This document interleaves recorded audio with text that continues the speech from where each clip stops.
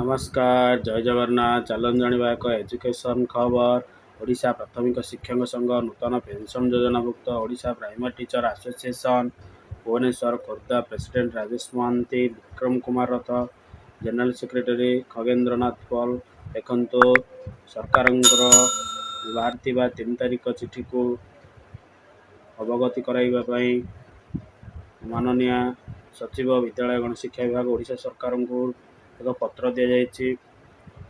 देखो विषय कौन अच्छी पत्र संख्या 12,637 3/5/2025 3/5/2025 होता चिठी को पुनर्विचार निमंते अनुरोध करा जाइए।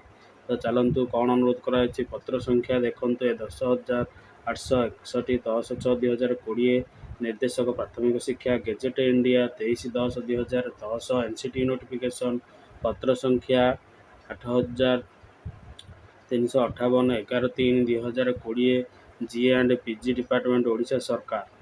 देखु महाशय आम्भे ओडिशा प्राथमिक शिक्षक कर्मकर्तागण ओडिशार समस्त वर्गर प्राथमिक उच्च प्राथमिक शिक्षयित्री तरफ लिखित जनइबा समस्या यही कि जे सरकार तरफ जारी होता पत्र संख्या 12,637 30/5/2025 ओडिशा हजार हजार शिक्षक शिक्षयित्री मध्य हताश भाव सृष्टि करिछि।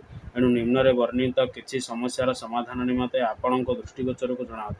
तो यही पत्र रे आपणकर गोटे विषय बाहरी जहाँकि समस्त टीचर को शिक्षक समाज को हताश कर कौन चलतु जाना। दीर्घ वर्ष हम प्राथमिक शिक्षक मानक दरमा वृद्धि चुक्तिभित्तिक उच्छेद किंवा चुक्तिभित्तिक कार्य समय को चाकरी गणना करने इत्यादि समस्यार समाधान करागला नहीं। तो आम शिक्षक चुक्तिभित्तिक समस्या को आदौ समाधान होना।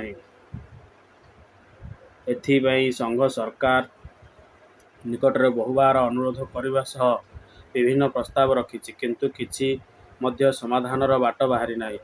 किंतु देखा जाउछि जे बेड़ी उपरे कोरोना भली अनेक समस्या शिक्षक मानक उपर लदी दिया जाउछि। अनेक असुविधा सहित शिक्षक समस्त कार्य सहयोग करछन्ति।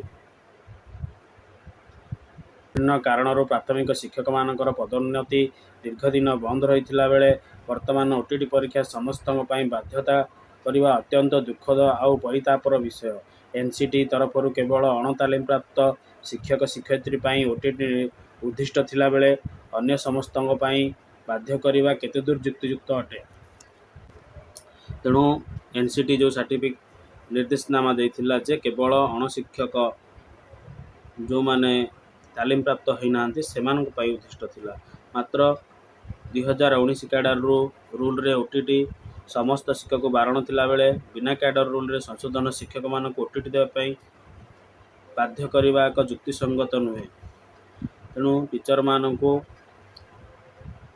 ओटीटी बाध्यता करने एक युक्तिसंगत नुहे 2019 बाहरी से देखो भारतीय राजपत्र एनसीटी विज्ञप्ति 23/10/2010 उपविभाग 4 अनुजाई 20/10/2010 विज्ञापन पूर्व नियुक्ति समस्त शिक्षक ओटीटी आवश्यक नथिबा एनसीटी परवर्ती कौन विज्ञप्ति यही वर्गर शिक्षक शिक्षयित्री ओटीटी बाध्यतामूलक करने प्रावधान नहीं। तो ओटीटी प्रावधान नहीं बोली सरकार 2010 रे प्रकाशित करथिले। पुनश्च ओडिशा सरकार जीएपीजी विभाग पत्र संख्या 8,358 तारीख 13/3/2020 अनुजाई कौन कैडर सर्वनिम्न योग्यता उन्नति पूर्वर कार्यरत कर्मचारी पदोन्नति बंद करा जाई परिबो नाही। तो 2020 अनुसार कहार पदोन्नति को रोका जाई परिबो नाही।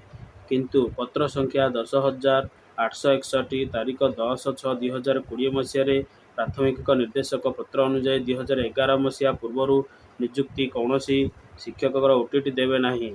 तेणु ये गोटे आपंकर पत्र बाहरला जोटा कि प्राथमिक निर्देशक द्वारा जे कहुला 2011 पूर्वर कौन ओटीटी आवश्यक नहीं।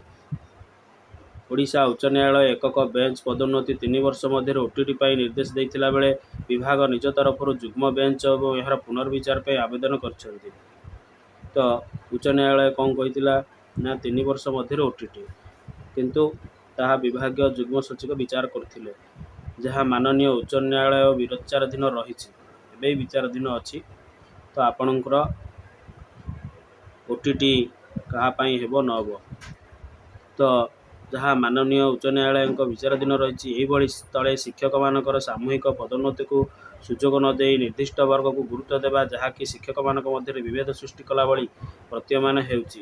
ଏଣୁ ଅନୁରୋଧ କରୁଛୁ କି ମାନ୍ୟବର ଉଚ୍ଚ ନ୍ୟାୟାଳୟଙ୍କର ପୂର୍ଣ୍ଣାଙ୍ଗ ଆଦେଶକୁ ଅପେକ୍ଷା କରାଯାଇ ବର୍ତ୍ତମାନ ଜାରି କରାଯାଇଥିବା ଚିଠିକୁ ସ୍ଥଗିତ ରଖିବା ସହିତ 2011 ନିଯୁକ୍ତି ପାଇଥିବା ଶିକ୍ଷକ ଶିକ୍ଷୟିତ୍ରୀଙ୍କୁ OTT ପରୀକ୍ଷା ବାହାନାରେ ପଦୋନ୍ନତିରୁ ବଞ୍ଚିତ କରା ନ ଯାଉ। ତ ଆପଣଙ୍କୁ OTT ବାହାନାରେ ପଦୋନ୍ନତିକୁ ଆପଣ ବଞ୍ଚିତ କରନ୍ତୁ ନାହିଁ ବୋଲି ଏଇଠି ଆମର କୁହାଯାଇଛି। ତ ସମସ୍ତେ ରାଜେଶ ମହାନ୍ତି ଆମର ସଭାପତି, ଏଭଳି ବିକ୍ରମ କୁମାର ରଥ ମହାସଚିବ ଏବଂ ଖଗେନ୍ଦ୍ରନାଥ ପାଳ ବିଶ୍ୱସ୍ତ ସମ୍ପାଦକ ଆପଣଙ୍କର ବିଶ୍ୱସ୍ତମାନେ ଏହି ଗୋଚରାର୍ଥେ ଜଣାଇଛନ୍ତି ଯେ ସରକାରକୁ ନିବେଦନ ରହିଲା କି ଶିକ୍ଷକ ସମାଜକୁ ସେମାନଙ୍କର ସୁବିଧା ସୁଯୋଗରୁ ବଞ୍ଚିତ କରନ୍ତୁ ନାହିଁ। ଫଳରେ ଶିକ୍ଷକମାନେ ନିରାଶ ହୋଇ ହତାଶା ହୋଇ ତାଙ୍କର କାର୍ଯ୍ୟରେ ଅମଙ୍ଗ ହେବା ଏବଂ କାର୍ଯ୍ୟରେ ଅବହେଳା କରିବା ସରକାର ଏଥିପାଇଁ ଦାୟୀ ହେବେ। ଧନ୍ୟବାଦ। ଜୟ ଜଗନ୍ନାଥ।